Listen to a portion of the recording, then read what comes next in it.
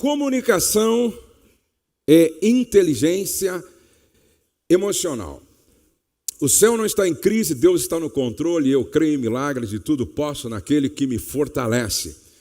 Comunicação e inteligência emocional. 8 verdades sobre comunicação e inteligência emocional que você precisa saber. Vamos começar lendo alguns textos na palavra. As pessoas inteligentes sabem como segurar a língua. Sua grandeza é perdoar e esquecer. Bíblia, na versão A Mensagem. Quando muito se fala, maior é o risco de pecar. Por isso, o sábio mede bem as suas palavras. Vigie suas palavras e controle a sua língua. Você salvará a você mesmo de muita desgraça. Observe as pessoas que sempre falam antes de pensar. Até os insensatos saem melhor do que elas. Eu fiz uma pesquisa no meu site e nós perguntamos para 2.225 pessoas e perguntamos qual era a área mais difícil no seu relacionamento conjugal. 5% disse: relacionar-se com sogro e sogra é complicado para mim. 20% respondeu: a área sexual é complexa para nós. 22% disse: falta romantismo. 24% falou sobre comunicação e 28% disse que a área financeira era muito complicado. 24% disse: temos problema na área da comunicação. Se você parasse um pouco para refletir sobre a importância da comunicação, eu creio que você investiria mais nessa área. Augusto Cury disse algo interessante. Muitos casais se separam não por falta de amor, mas por falta de uma comunicação inteligente que retroalimenta o amor inteligente. Muitas pessoas se separam não por falta de amor, mas por falta de comunicação inteligente, que retroalimenta o amor. A primeira verdade que você precisa saber sobre comunicação é que nada é possível sem comunicação. Nada é possível sem comunicação. Se não, veja esse texto. Evangelho segundo João, capítulo 1, verso 1 ao 4. No princípio era aquele que é a palavra. Gente, palavra são códigos, ou palavras são códigos que expressam pensamentos. No princípio era a palavra. Palavra expressa pensamento. Ele estava com Deus e era Deus. Ele estava com Deus no princípio. Todas as coisas foram feitas por intermédio dele, é a palavra. Então, entenda, eu estou usando esse texto para fazer uma aplicação dentro da comunicação. Todas as coisas foram feitas por intermédio dele. E é interessante que diz, no princípio era o verbo. Se você pensar em verbo, tira o verbo e a frase perde o sentido. Veja como tudo aí nesse texto nos remete à importância e o valor da comunicação. Sem ele, nada do que existe teria sido feito. E agora diz, nele estava a vida. Preste atenção, nele que era a palavra, através da qual tudo foi criado, estava a vida. Pergunto, o que caracteriza a morte? Uma das evidências de que morreu, silêncio. Uma das evidências de que morreu, silêncio. Silêncio. Nele estava a vida e era a luz dos homens. Agora, é interessante como tudo nos lembra comunicação, porque vamos pegar a palavra diálogo e dividir em duas: dia tracinho, logo, palavra. No grego. Dia, tracinho, logo. Dia lembra o quê? Luz, claridade, sol. Logo, palavra, comunicação. Então, se à noite acaba a energia, tudo fica escuro, mergulhado na escuridão, se caminha com liberdade? Não. A gente caminha com segurança? Não. O que significa dizer que quando acaba a comunicação, quando morre o diálogo, a relação mergulha nas trevas. Ninguém caminha com segurança, ninguém caminha com liberdade. Então, entenda a importância e o valor da comunicação. Em segundo lugar, sem comunicação não há transformação. Se não, preste atenção que quando Jesus realiza o seu primeiro milagre lá em Caná da Galileia, todo o milagre passou pelo sistema de comunicação. Maria, ela enxerga um problema e ela fala para Jesus, Jesus ouve, Jesus compreende e Jesus responde. Aí Jesus fala com Maria, Maria ouve, compreende e responde. Aí Maria fala com os serventes ouvem e compreendem. Quando Jesus fala com os serventes, eles ouvem, eles compreendem, eles agem. E aí os serventes falam com o mestre Sala, e o mestre Sala ouve, compreende e fala. Percebe? Guarde isso. Quando o diabo consegue, por algum motivo, levantar na sua casa a fortaleza do silêncio, não há mais transformação. Daí para frente haverá deformação. Aonde não há comunicação inteligente, construtiva, efetiva, não há transformação. O que há é deformação. Agora preste atenção, na família, se não se prioriza a comunicação, em pouco tempo os membros estarão tão distantes que jamais conseguirão se encontrar novamente, nem que seja para brigar, é preciso se comunicar. Mas eu chamo de briga boa, briga inteligente, briga com autocontrole da própria ira. É aquela briga que faz o outro dizer verdades que na calmaria jamais falaria. Sabe quando é que a Rose fala para mim as verdades que eu preciso saber? Quando a gente está brigando. Ah, depois tem outra. Você lembra que há um ano atrás, porque mulher guarda tudo, não é verdade? Diz que a mulher tem um ovo na cabeça, que ela vai guardando tudo ali, e na hora da briga ela abre o ovo.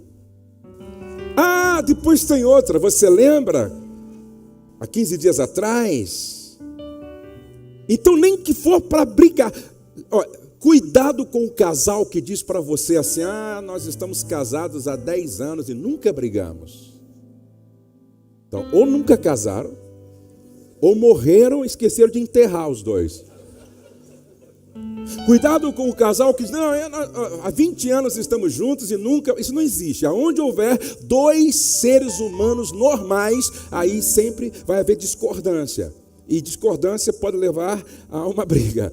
A comunicação precisa ser priorizada e treinada. Priorizada e treinada. Tem que ser honesta, direta, aberta e com intenção de se mostrar. Comunicar é compartilhar vida e emoções sem medo e sem máscara. A boa comunicação produz o quê? Leiam comigo. Integração, conhecimento, desenvolvimento, revelação. Para você fazer parte do grupo, para você se integrar, você tem que se comunicar. Casar é conhecer, e só dá para conhecer o outro se a gente se comunica, e se comunica bem. Desenvolvimento e revelação. É impressionante, tem casais que estão casados há 5 anos e não se conhecem, 10 anos e não se conhecem, 20 anos e não se conhecem. Tem um fato engraçado que a minha esposa me contou, que ela conversava com a mulher casada com o seu irmão há 7 anos. E ela disse assim: inclusive, o meu irmão, quando ele colocou dentadura, prótese, a mulher regalou os olhos, a esposa. O quê? Meu marido usa isso? Como ele escondeu, Douglas? Não sei, porque esconder da esposa que usa prótese. Aquele casal de velhinhos, 50 anos estavam casados. E um jornalista quis saber, 50 anos casados? Qual é o segredo? Marcaram um café, foram tomar café juntos. E eles estão tomando café, o jornalista perguntou para ele: qual é o segredo de 50 anos de vida conjugal? Ele disse: é simples. Sabe essa parte do pão aqui, ó, bengala, crocante? É a parte que eu mais gosto. Todo dia eu corto essa parte, abro, passo manteiga, coloco, às vezes em quando, queijo, não é? E sirvo para ela. O jornalista: que lindo, maravilhoso. Aí perguntou para ela: e a senhora, qual é o segredo? Ela disse: sabe essa parte que está falando crocante, que ele mais gosta? É a parte que eu mais detesto. E eu estou comendo isso há 50 anos. Eu pergunto: eles se comunicavam bem, sim ou não? Um casal estava conversando, depois de 15 anos de casado, brigaram mais uma vez por causa das dívidas. Aí ele olha para ela e diz assim: depois tem outra, viu? Será que você não sabe que eu não gosto de peixe? Você faz peixe todos os dias para me comer, pô? Ele estava comendo peixe há 15 anos, gente. A gente precisa conversar. Nós temos dificuldade de falar sobre coisas difíceis. Por exemplo, mau hálito. Mau hálito é uma coisa que ninguém gosta, é uma conversa difícil. Um dia um irmão entrou no meu carro, quase que eu desci. E a melhor pessoa para ajudá-lo seria a mulher dele, mas a gente não fala sobre isso. A gente não conversa sobre nossa vida sexual. Tem gente que arrasta uma vida sexual pequena, medíocre, pobre, porque eles não falam, não há conhecimento em relação a isso. É interessante que a comunicação é essencial na construção. Olha esse princípio aqui nesse texto de Gênesis capítulo 11, verso 6 ao 8. Aqui, ó, fala da Torre de Babel, um projeto que não estava alinhado com o coração de Deus, que não estava alinhado com a vontade de Deus. Deus resolve parar aquele projeto. E qual é a estratégia que Deus usa? Primeiro, o texto diz assim: Deus disse: eis que o povo é unidade, e todos têm uma só língua. Preste atenção que o próprio Deus está mostrando para você e para mim que aonde houver unidade e comunicação perfeita, as pessoas conseguem fazer o inacreditável. Olha aí, ó.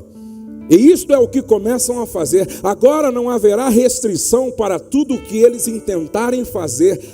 O princípio me diz, o espírito do texto está dizendo para nós, que se houver unidade, o povo é um, e comunicação perfeita, a força desse povo, ou dessa família, ou desse casal, é impressionante.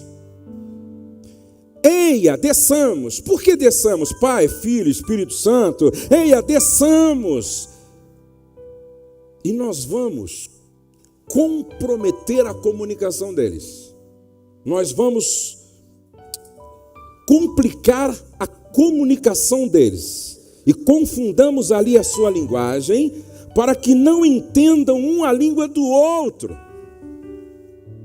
Para que não entendam uma língua do outro. Assim o Senhor os espalhou dali sobre a face de toda a terra e cessaram de edificar a cidade. Então, preste atenção que quando o diálogo, a comunicação fica comprometida, o processo de construção do seu projeto de vida conjugal e familiar cessa. Para. Dá para você entender porque muitas vezes a gente percebe até uma presença maligna e diabólica, confundindo a linguagem entre os dois. 5 chaves da comunicação com inteligência emocional. Amados, Lá na nossa casa de recuperação de casamentos, nós já recebemos 1.074 casais. Eu afirmo, sem medo de errar, que 99% dos casais que lá chegam tem problema na área da comunicação e da inteligência emocional. Tem problema na área da comunicação e da inteligência emocional. E aí você me pergunta, pastor Josué, por que hoje? Porque hoje, claro, depois do incentivo de Daniel Goleman, na década de 90, que popularizou essa terminologia de inteligência emocional como uma das inteligências do ser humano, por que hoje a insistência dos diretores das empresas em fazer com que os seus subordinados, supervisores, gerentes, líderes, façam um curso de inteligência emocional? Por que a gente percebe hoje muitos promovendo esse curso de inteligência emocional? Por quê? Daniel Goleman já dizia: o teu sucesso em todas as áreas da vida depende 80% do seu QE, 20% do seu QI. Ou seja, o teu sucesso em qualquer área da vida depende 20% do seu coeficiente intelectual, 80% do seu coeficiente emocional. Se todos os casais entendessem isso, nós teríamos muito menos problema. O que está faltando, muitas vezes, não é coeficiente intelectual, é coeficiente emocional. E isso é tão sério à luz das Escrituras que, por que Caim matou Abel? Inveja. Inveja tem a ver com o intelecto, com a emoção. Tem a ver com a mente que pensa ou a mente que sente. Presta atenção, inveja é uma questão emocional. Caim mata Abel. Moisés desce do monte depois de 40 dias, trazendo as tábuas da lei, a única Bíblia escrita por Deus, com os 10 mandamentos. Quando ele vê o povo adorando um bezerro de ouro liderado pelo seu irmão Arão, ele fica irado. E no seu descontrole emocional, possuído por um sentimento de ira, ele não pensa, ele não reflete, ele não calcula, ele não faz conta. E ele simplesmente pega o que Deus havia feito, ele quebra. Ou seja, quando você perde o controle, se deixa dominar pela ira, você começa a quebrar o que Deus fez. Você começa a destruir o que Deus escreveu, o que Deus fez. Você sabia que a morte de João Batista foi consequência do descontrole emocional de uma mulher? Herodias está cheia de ressentimento, e ressentimento é emoção. Ressentimento que leva a desejar se vingar é emoção. E ela pede a cabeça de João Batista através da sua filha para Herodes, e ela cala uma voz profética. Interessante. Davi é perseguido por Saul durante toda a sua vida. Saul só não matou Davi porque Deus o protegeu, Deus o guardou. Por quê? Ciúmes, dificuldade de aceitar o sucesso na vida de um subordinado. O ciúme o consumiu e fez dele um louco, perseguindo Davi. Ciúme emocional. Então preste atenção. Se você não souber lidar com as suas emoções, você não mata o seu irmão como Caim fisicamente, mas você mata ele aqui dentro. Ele não existe mais para mim. Se você não tiver controle das suas emoções, você começa a quebrar aquilo que é precioso e que Deus fez. Tem mulheres aqui sendo quebradas pelo marido, tem maridos sendo quebrados pela mulher, tem filhos arrebentados por causa da falta de controle dos pais. Se você não tiver controle das suas emoções, você é capaz de parar o ministério profético, a semelhança de Herodes, Herodias e a sua filha. Presta atenção. Então, estudar sobre comunicação e inteligência emocional não é um assunto qualquer, é um assunto muito sério. E é interessante que depois Moisés comete uma outra bobagem, era para tocar na rocha, ele bate na rocha e simplesmente Deus disse para ele: por causa disso você não vai entrar na terra prometida. Ou seja, quando você não tem controle das suas emoções, você pode perder aquilo que era a promessa de Deus para a sua vida. E ver os outros entrando e você para o lado de fora. 5 chaves da comunicação com inteligência emocional. A primeira é o que falar. A segunda é por que falar. A terceira é quando falar. A quarta é onde falar. E a quinta é como falar. A primeira é o que falar. Tem a ver com o conteúdo, gente. É interessante que Paulo, escrevendo aos Efésios, ele disse o seguinte: tenha cuidado com a maneira de falar, nunca saia da boca de vocês nenhuma besteira ou baixaria, fale apenas o que é útil e que ajude os outros. Repete comigo: conteúdo. Outra vez: conteúdo. A pergunta não é verdade? É certo? A pergunta é, além de ser verdade, certo, devo ou não dizer? Porque isso tem a ver com o que falar. E aí, numa outra versão, Paulo diz assim: não saia da vossa boca nenhuma palavra torpe. Torpe vem de torpedo. Torpedo explode. E explode destruindo. Ou seja, não saia da vossa boca nenhuma palavra que exploda a vida do outro, que destrua o outro, que acabe com o outro. Conteúdo: fale apenas o que é útil. Na outra versão mais tradicional, fale apenas o que edifica. Fale apenas o que constrói. Fale apenas o que contribui. E aí, isso eu faço um exercício na minha casa, principalmente de um tempo para cá, quando a gente vem lendo muito livro de provérbios, que realmente é uma sabedoria milenar quanto à inteligência emocional. Eu e a minha esposa, nós fazemos esse exercício.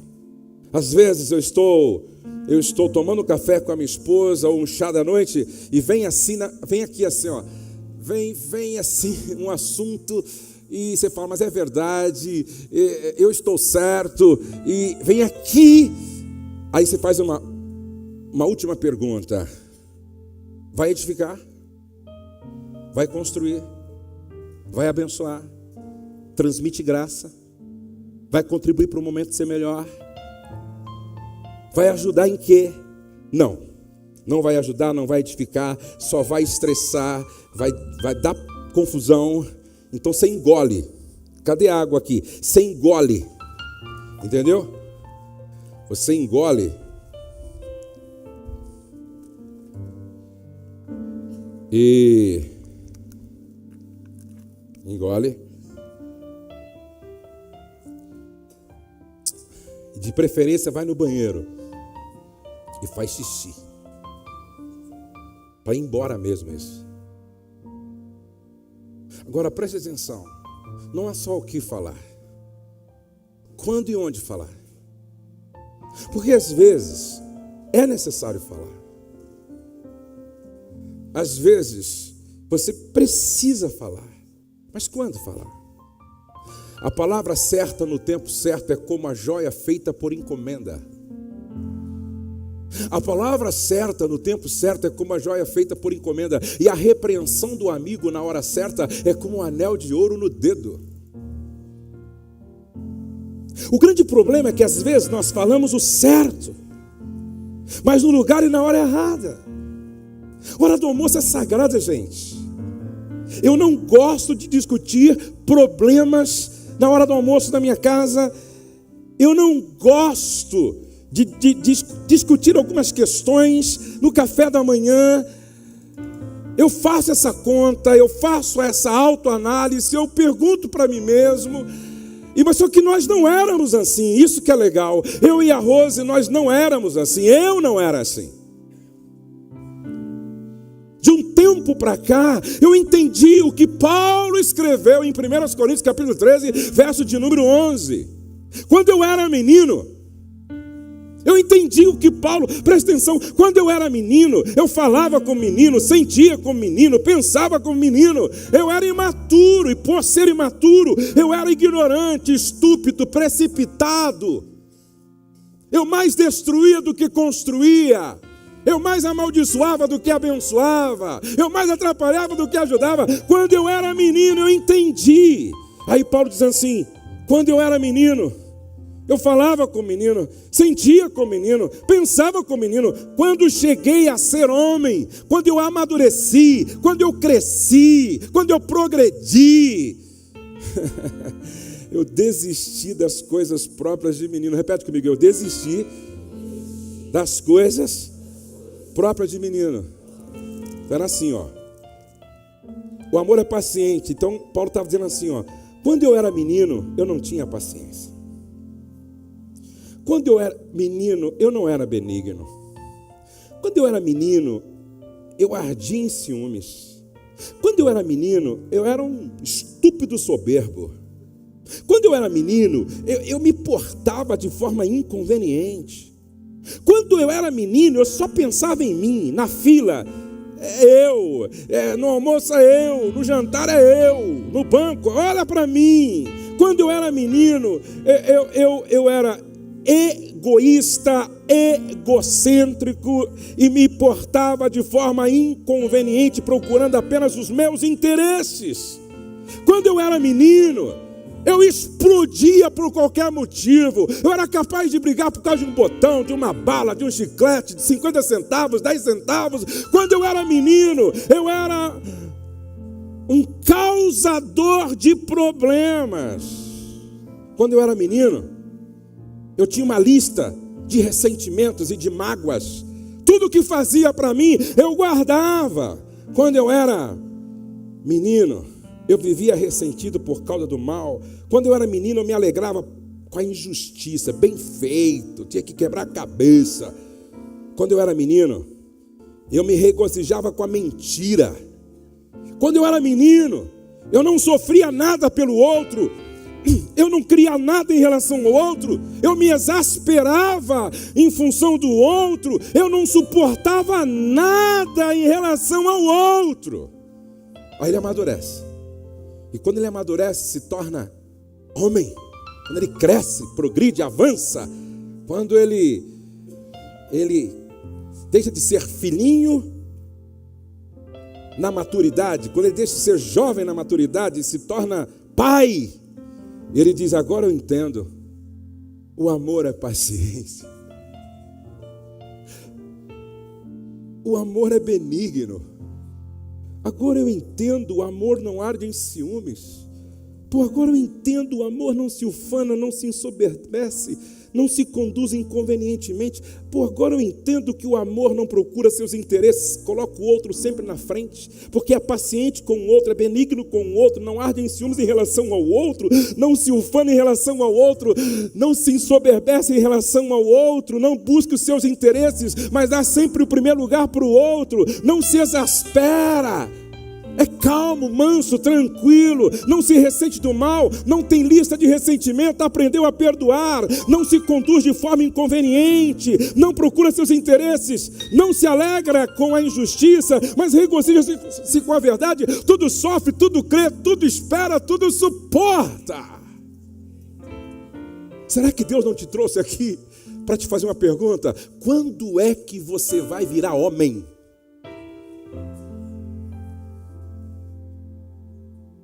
Quando é que você vai deixar de atitudes infantilizadas? Quando é que você vai parar de brigar por causa de pirulito? De mamadeira emocional? Quando é que você vai parar de arrumar confusão por coisas tão banais, tão pequenas? Um casal chegou aqui, há alguns anos atrás, num evento. A esposa que arrumou a mala dele, e ela esqueceu de colocar na mala o cinto. Esse cara ficou endemoniado e acabou com a esposa por causa do cinto. Você não presta nem para arrumar uma mala, sua anta. Você é uma idiota, lerda, cega, burra. Como é que eu vou para o encontro sem cinto agora?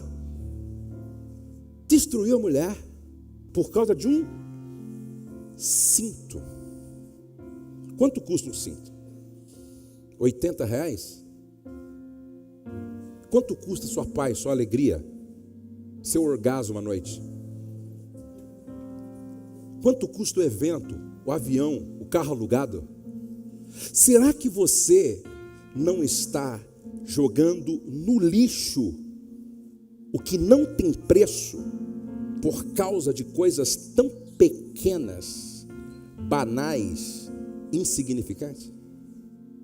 A palavra certa, no tempo certo, é como a joia feita por encomenda, e a repreensão do amigo na hora certa é como um anel de ouro no dedo. Agora, como falar?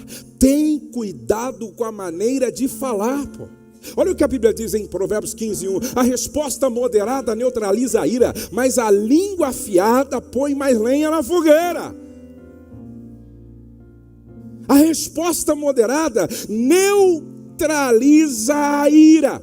Como falar? Há uma diferença. O tom muda o sentido de uma frase. É uma grande diferença. Você chega... A minha esposa às vezes faz isso. Ela me chama de ladinho e me dá uma bala. Quando ela faz isso, eu já entendi a mensagem codificada. Você está com mau hálito. Então ela pega uma bala, me chama ao lado, chupa essa bala, não precisa falar mais nada. Isso é inteligência emocional. Isso é equilíbrio, não é? Aí, tem esposa, sabe o que ela faz? No meio de todo mundo. Que bafo de onça é esse, meu? Faz 3 dias que você não escova esse dente, pô? Sabe que não é tártaro, não? Uma coisa, gente, é você dizer assim: te amo. Outra coisa é: te amo, pô! Quer que eu diga outra vez? Te amo! O tom muda o sentido da frase. Tem pessoas que não conseguem muita coisa porque não sabem falar da forma certa. Eu tenho um amigo no Rio de Janeiro. Ele é um carioca nato. Tem carioca aí? Tem flamenguista aí?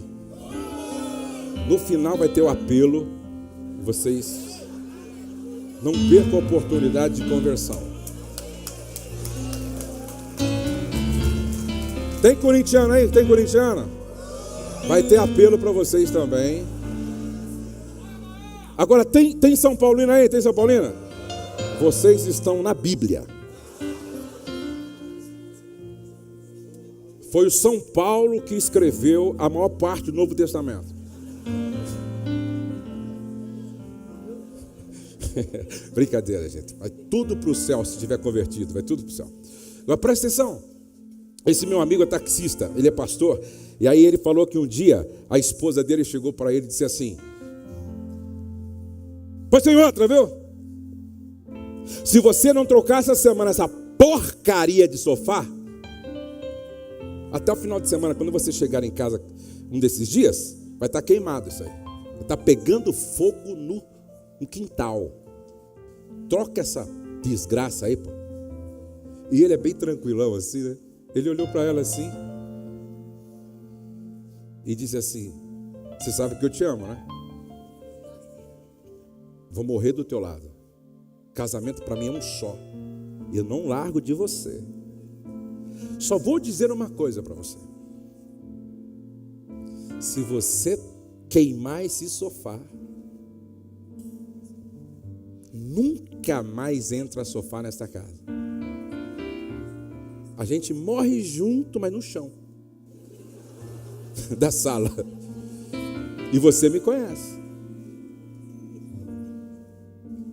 E aí dormiram mal pra caramba, porque se dão bem, mas dormiram mal. Aí quando ele voltou no outro dia do trabalho, ele disse: Josué, eu entrei em casa orando, nem fui no quintal. Ele passou assim na sala, estava ali, falou: graças a Deus. No outro dia, o sofá estava lá. No outro dia, graça. Aí fizeram a paz e tal. Passa 1 mês, 2 meses, 3 meses. E ele falou: Josué, e o tempo financeiramente para mim era difícil, complicado, cara. Estava duro. Aí ela liga para ele. 2 horas da tarde, ele trabalhando lá no Rio de Janeiro, não é? Cidade maravilhosa, muito trânsito, e ele taxista. A mulher liga: meu amor, vem para casa mais cedo. Sabe de uma coisa? Vem agora para casa, meu amor. E vem quente, porque eu estou fervendo. Ele falou: Josué, sabe de uma coisa? Eu larguei tudo, meu. Larguei, fica esses clientes para lá, vai para casa. Era longe. E ela disse: vem, porque eu já estou preparando algo para a gente comer, bem gostoso. Vamos ter um tempo nosso hoje. Ele foi, chegou em casa, ela toda banhada, cheirosa, produzida, mesa posta, banho dele pronto. Aí ela disse: vai tomar banho, meu amor, o banho está pronto. Aí ele foi, voltou, e aí comeram aquele prato delicioso que ela preparou romanticamente. E conversa vai, conversa vem. Que clima gostoso, uma música, não é, de fundo musical, de fundo, né? Música de fundo. E aí, romântica. Aí, claro, fogo pegou, avivamento aconteceu. Depois que eles tiveram aquela plenitude orgástica, relaxaram. E naquela boa conversa pós-sexo, pós-coito, ela disse: meu amor,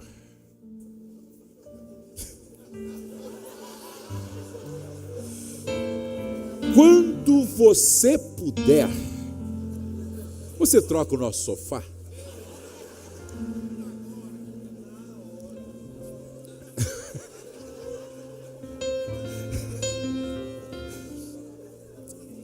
Ele falou assim: Josué, eu estava duro, cara, estava duro. Eu falei: vou ter que fazer um milagre. No outro dia pela manhã, eu todo assim, macho. Eu falei: não vou trabalhar hoje pela manhã, meu amor. Se apronta, nós vamos comprar esse sofá.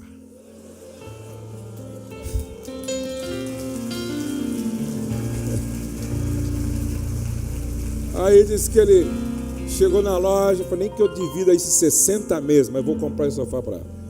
Aí ela disse: mas pode escolher, escolhe um bonito aí, meu. Porque amanhã o fogo vai pegar em cima desse sofá. E aí compra o tapete também, já que nós estamos na chuva, vamos se molhar geral. Aí, compra o tapete, aí ela comprou o tapete e tal. Deu para você entender? É jeito. Não é por força e nem por violência, mas é jeito. Olhe assim nos olhos do seu marido, olhe nos olhos da sua esposa, irmão, e diga para ela assim: é jeito, meu amor. É como fala. Veja só, quando a gente fala com inteligência emocional, não vem só o sofá, vem a pintura da casa. Não vem só a pintura da casa, vem a troca dos móveis. Não vem só o sofá, vem a troca do carro. Não vem só o sofá. Seu marido, irmã, vai para a igreja com você. Marido é jeito. Tem marido que consegue muito pouco com a esposa porque ele não fala usando a inteligência emocional. Mas vamos correr. Eu fiz uma pesquisa esses dias no Instagram, ó.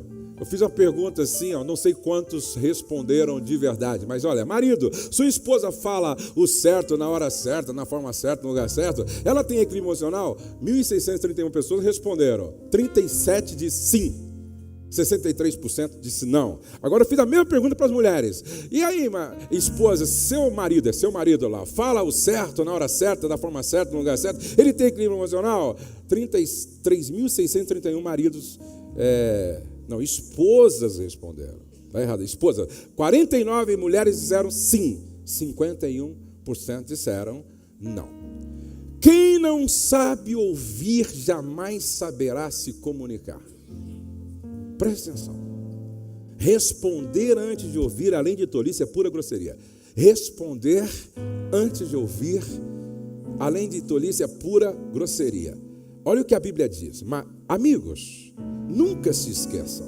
Aprendam a ouvir primeiro e falar depois. Não deixem que a ira tome o controle. Quem se deixa dominar pela ira não faz a vontade de Deus.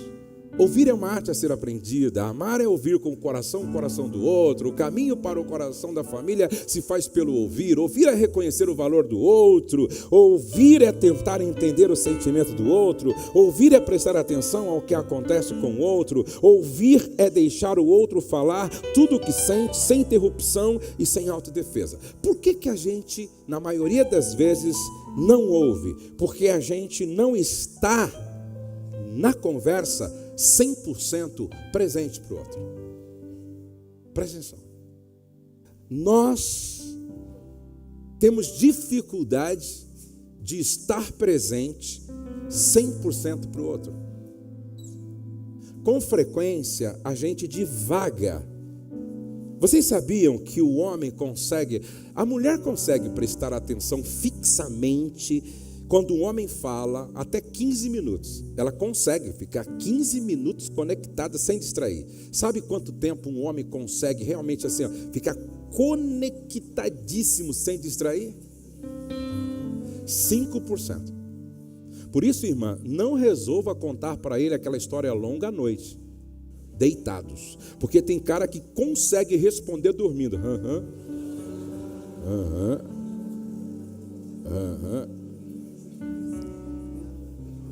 Quem não sabe ouvir com o coração jamais saberá compreender o seu cônjuge.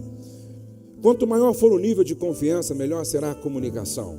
Quem anda em integridade anda seguro. Essa nova vida traz mudanças, chega de mentiras, chega de fingimento. Falem a verdade, no corpo de Cristo estamos antes de tudo conectados uns com os outros. Se você mente para alguém, está mentindo para você mesmo. A frase mais triste de ser ouvida por uma esposa ou por um marido é: eu não confio em você. Eu vou dar um pulão aqui, só para a gente ganhar tempo, ok? Compreender as diferenças entre o homem e mulher facilita a comunicação. O Cláudio ontem, ele foi muito feliz. Ao falar de algumas diferenças e como é necessário a gente compreender. Para mim, talvez, aqui está o grande segredo para se construir uma relação conjugal que seja saudável, sustentável, duradoura. É você compreender as diferenças. Deus, portanto, criou os seres humanos à sua imagem, e a imagem de Deus os criou macho e fêmea. Repete, macho e fêmea. Olhe para cá. Vamos pensar lá naquela situação de Eliseu, quando foi com os moços cortar madeira à beira do Jordão para ampliação do espaço. O cara estava usando o quê? Um machado. E de repente ele grita: ai, meu Senhor, porque era emprestado. O machado é formado por uma peça de ferro, que é a fêmea, e pelo cabo, que é o macho.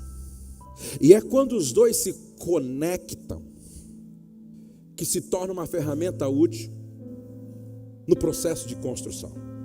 Então, ferro, fêmea, ish, no hebraico. O cabo, a madeira, o macho, certo? É ish e isha, fêmea e macho.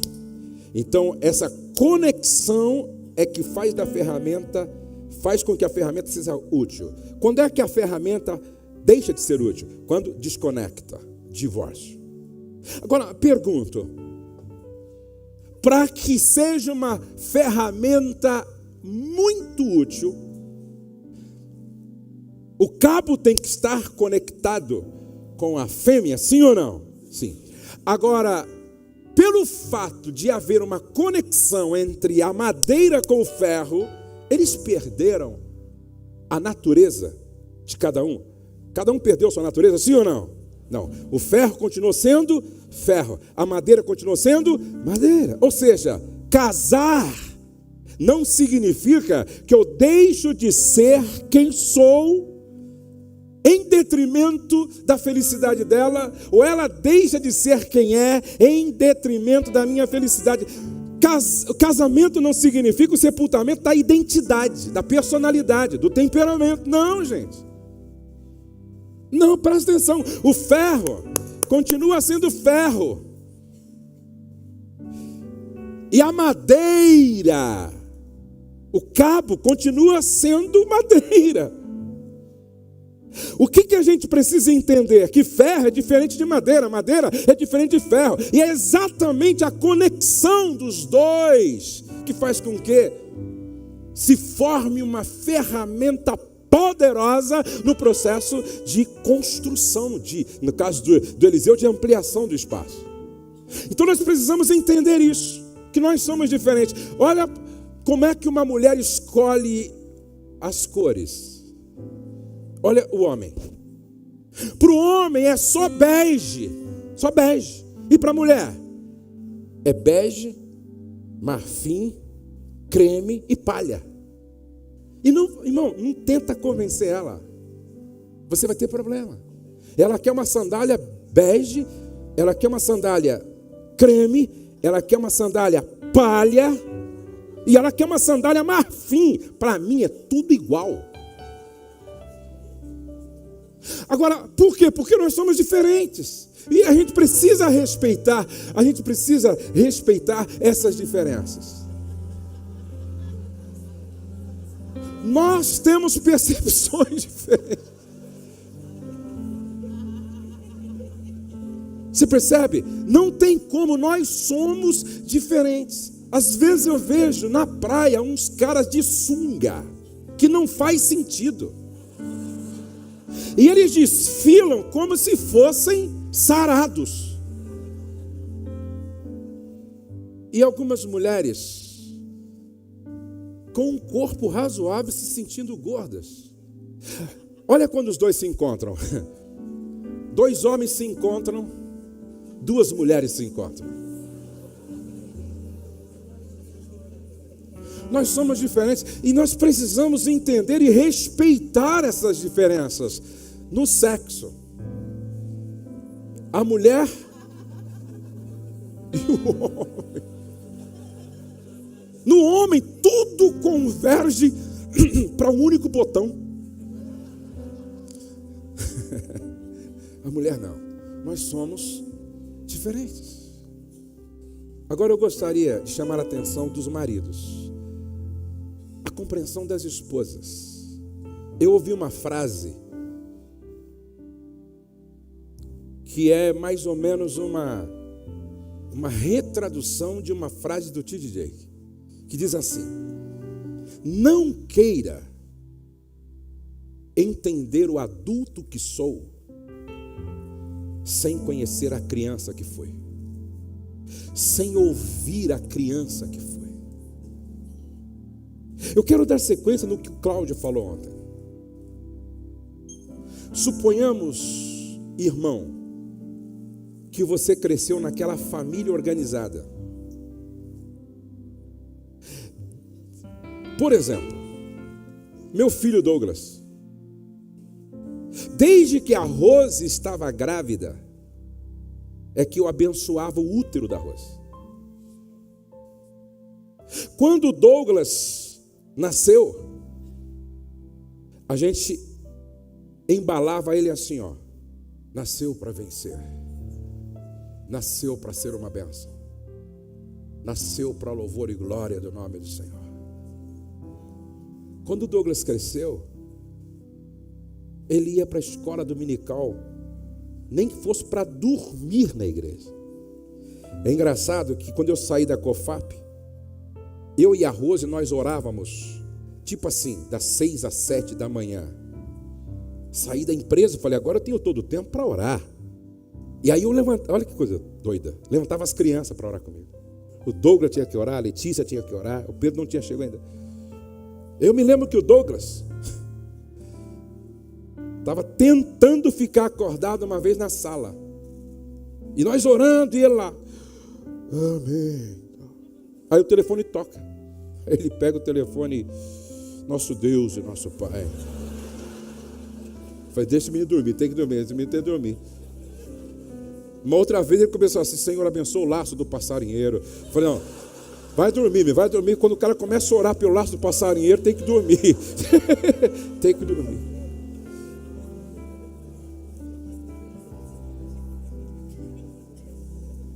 Aí, a Letícia, o Douglas, o Pedro cresceram nesse ambiente.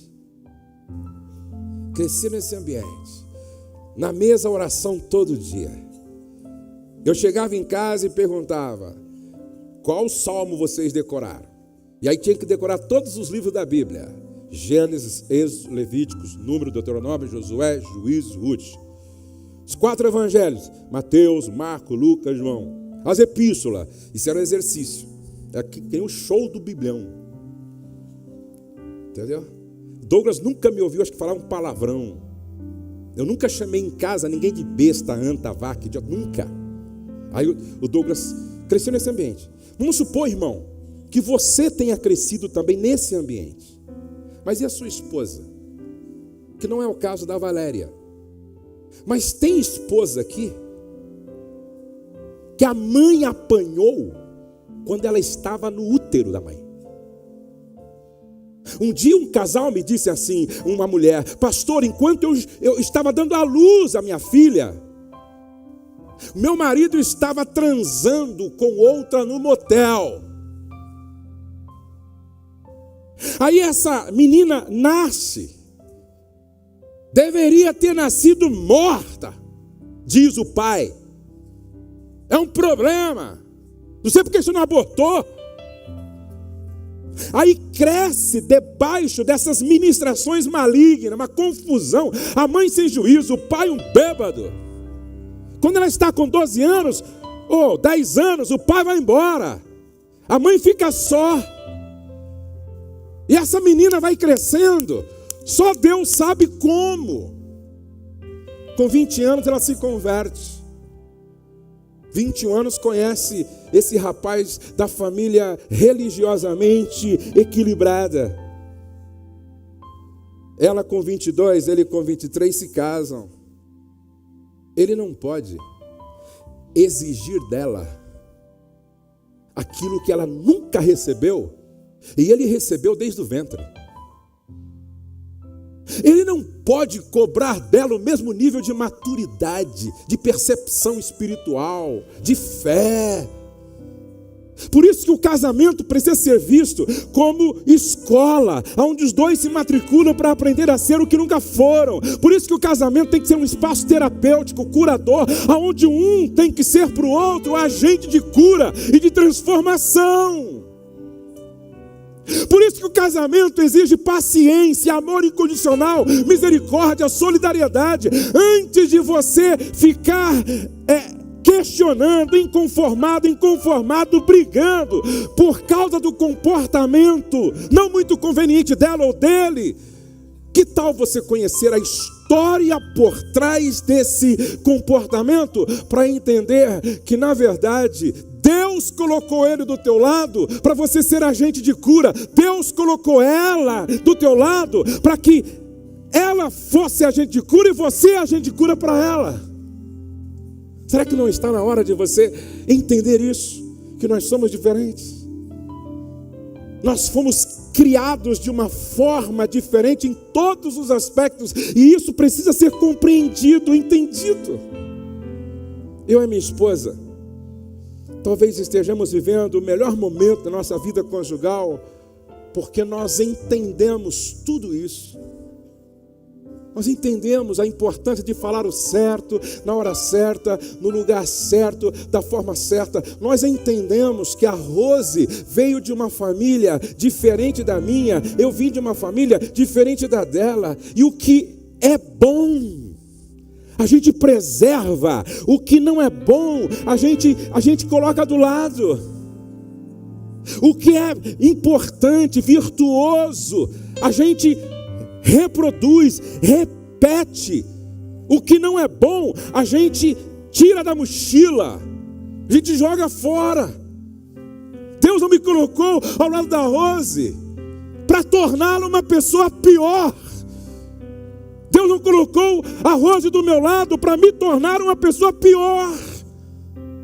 Nós fomos colocados um ao lado do outro para ser agente da graça de Deus, agente do amor incondicional de Deus, agente da bênção de Deus. Se vocês me entendem, digam amém.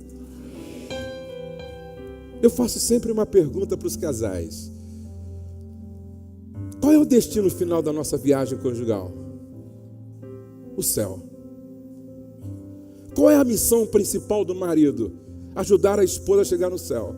Qual é a missão principal da esposa? Ajudar o marido a chegar no céu. E aí você me pergunta: pastor, como eu sei se estou ajudando a minha mulher a chegar no céu? É simples. Vou te fazer uma última pergunta. Ao teu lado, irmão, a tua mulher se sente no céu ou no inferno?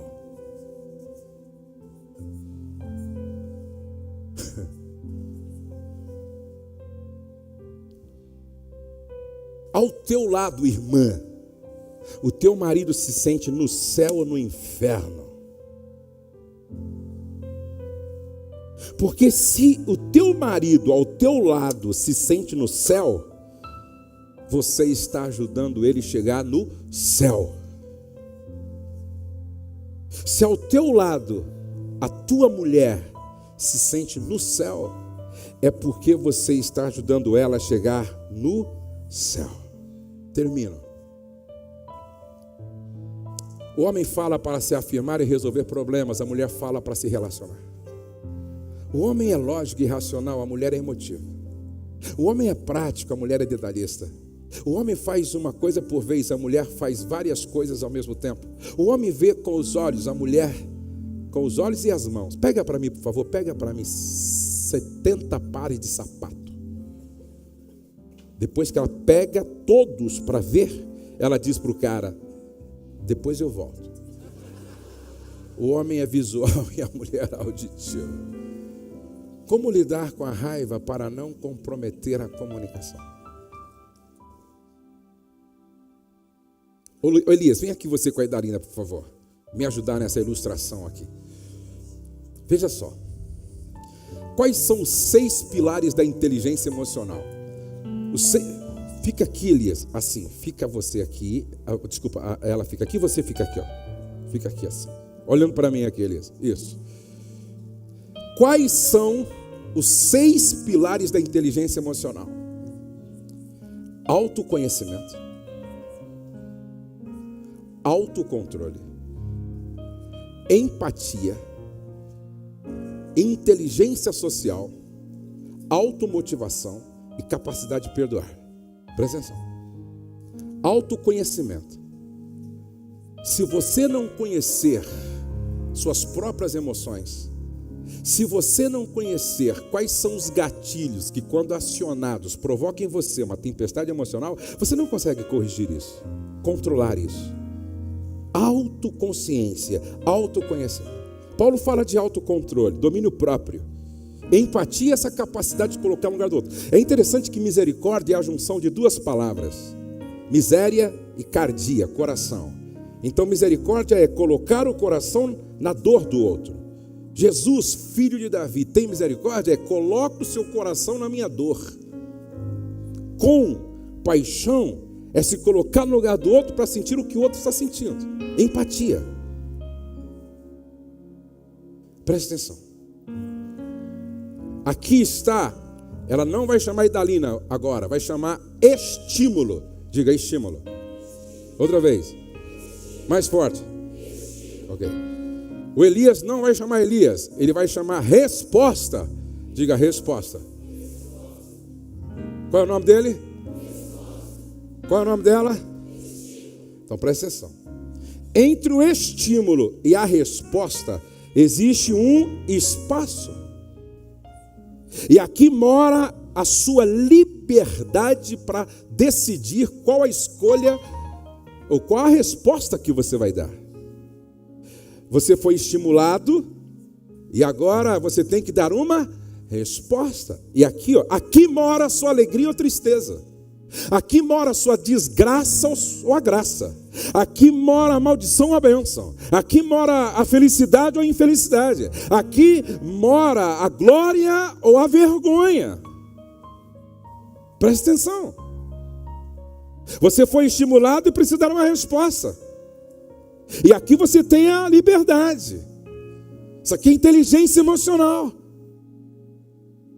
Por exemplo, falei para minha esposa assim, dá uma olhadinha, Rose, para mim aí no horário do voo. E ela olhou, não, Josué, Viracopos, 9 horas. Falei, legal. Aí levantamos cedo, pegamos o carro e fomos para o Viracopos. Quando eu chego lá, eu digo, Rose, confirma o voo aí. Ela abre o WhatsApp e diz, Jô do céu, não é Viracopos, é Guarulhos. Já era. O que você faz numa hora dessa, irmão? O que você faz?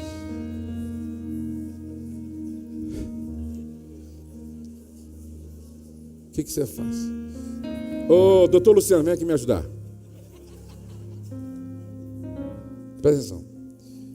Isso aqui funciona, gente, porque tem funcionado comigo muito. Você, nesse espaço aqui, ó, você tem que criar uma tecla. Vem aqui, Luciano. Você tem que criar uma tecla. Sabe qual é a tecla que você vai criar? Não vai chamar Luciano. Vai chamar pausa. Vai lá.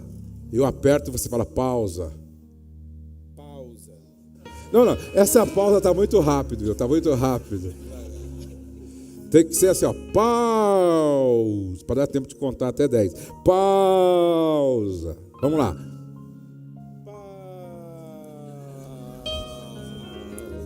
Esse é meu amigo Luciano. Nessa hora em que a Rose disse para mim assim, perdemos o voo. Não sabemos se tem outro voo e tem uma conferência nos esperando. Essa é a hora, gente, que um gatilho é acionado. Você fica, mas aí você lembra, opa, pausa. Aí você conta, Senhor, ajuda a minha mulher. Aí segunda, 2, me dá da tua graça, Senhor. 3, bem-aventurados mansos, porque eles herdarão a terra. 4, a resposta branda anula a ira. 5, quem não erra? 6, o amor é paciente. Tudo sofre, tudo crê, tudo espera. Não tem problema. Irmã Rosemary. Eu estou no avião, né? E aí eu sempre durmo no avião. Aí eu entrei no avião logo pela manhã. Aquela jovem senhora chacoalhou bastante aquela garrafa de refrigerante. E quando ela abre, vai pá! E eu dormindo. Só caiu em mim. Aí eu acordei assim, meu Deus, tá chovendo no avião, tá chovendo no avião. Eu fui estimulado. Eu preciso dar uma resposta. Agora, que resposta eu vou dar para a aeromoça? Aí você aperta a tecla, pausa. Aí você conta: Senhor, converte essa mulher. Me ajuda, Senhor. Eu carrego um nome que está acima do meu nome. Esse nome é de Jesus. Eu não posso comprometer a reputação do Evangelho, Senhor. E se essa menina estiver na igreja, quando estiver pregando?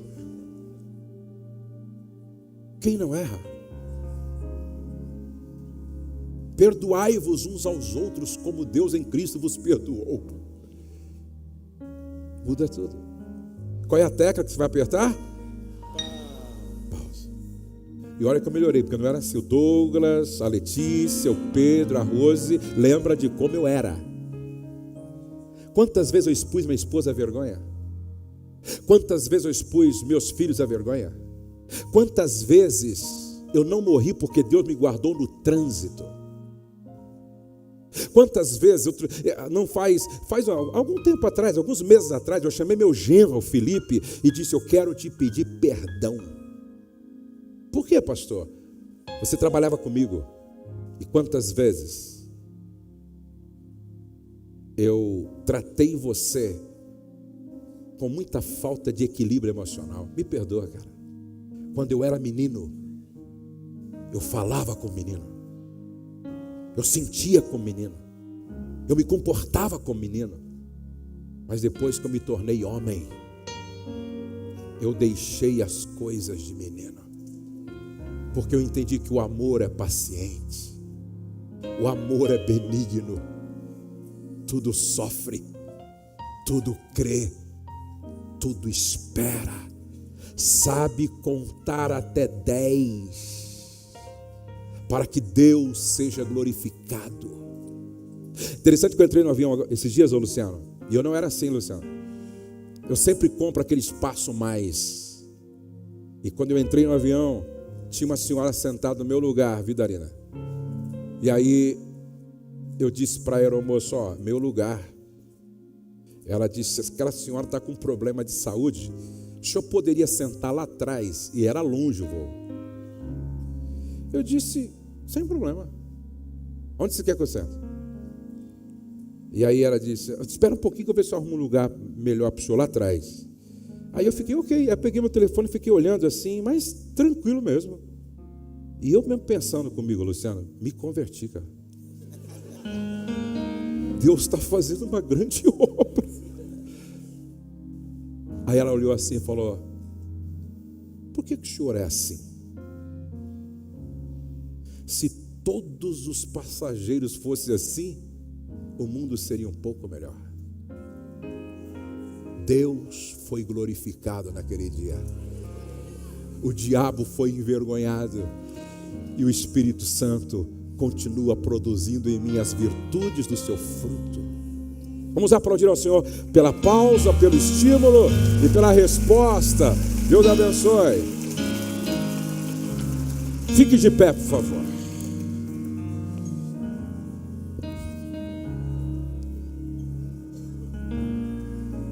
Repete comigo: decisão decide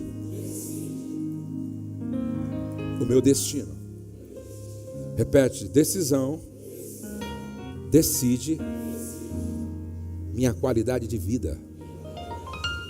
Repete comigo: decisão decide a minha própria saúde.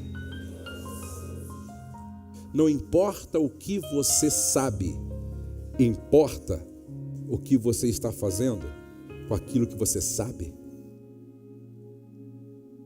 Eu só acredito em mudança quando aquele que quer mudar decide.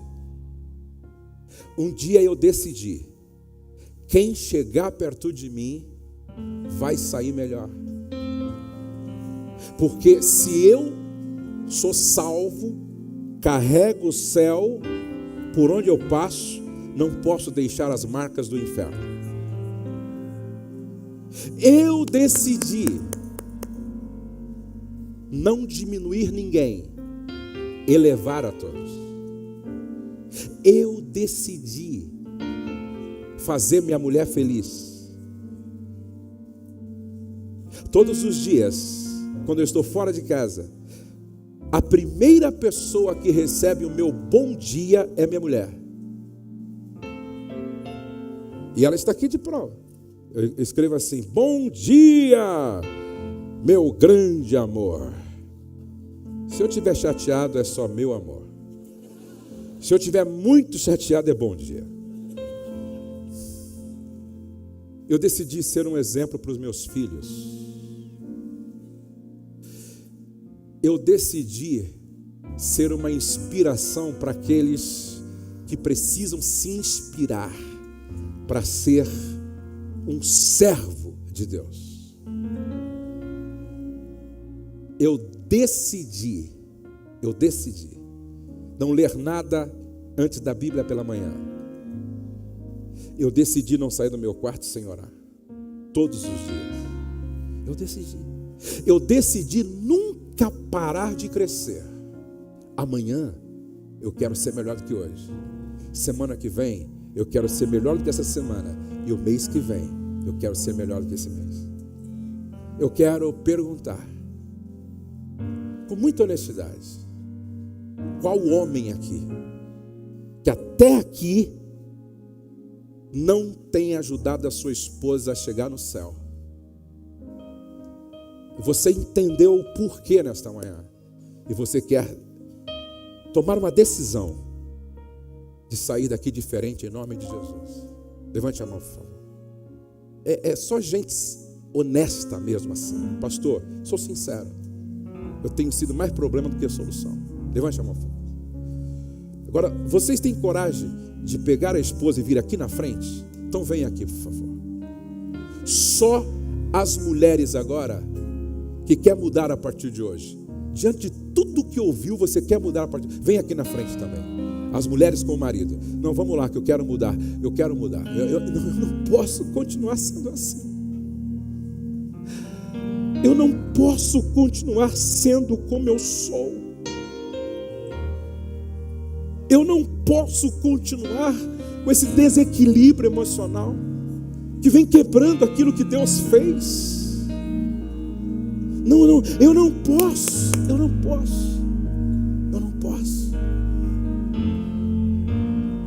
Coloque a mão no ombro da sua esposa. Aqui não tem ninguém que possa se ver como uma obra acabada. Todos nós estamos em processo. E como é bom quando a gente reconhece que precisa melhorar. Quando a gente reconhece os nossos erros, nossas falhas, nossos pecados. Vamos orar. Peça perdão. Pai, nos perdoa. Tudo que falamos que não deveríamos ter falado. A forma como falamos que foi errada. As palavras que proferimos que mais destruiu do que edificou. Falamos na hora errada, da forma errada, no lugar errado. Não somos pacientes. Falta-nos domínio próprio muitas vezes, essa virtude do fruto do Espírito. Perdoa-nos.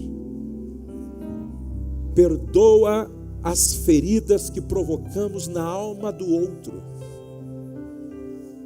Perdoa as feridas que provocamos na alma dos filhos. Aplique em nós o poder da graça transformadora. Aplique em nós o poder do sangue vertido na cruz do Calvário. Que a tua palavra processe em nós cura e libertação. Enche-nos do Espírito Santo, para que a gente possa viver a realidade do Evangelho no nosso comportamento no dia a dia, dentro e fora de casa. Que nós sejamos luz do mundo e sal da terra, onde quer que nós estejamos. Glorifica o teu nome nas nossas atitudes e no nosso comportamento. E que nesta manhã haja conversão, arrependimento, mudança de vida, mudança de atitude, mudança de mentalidade.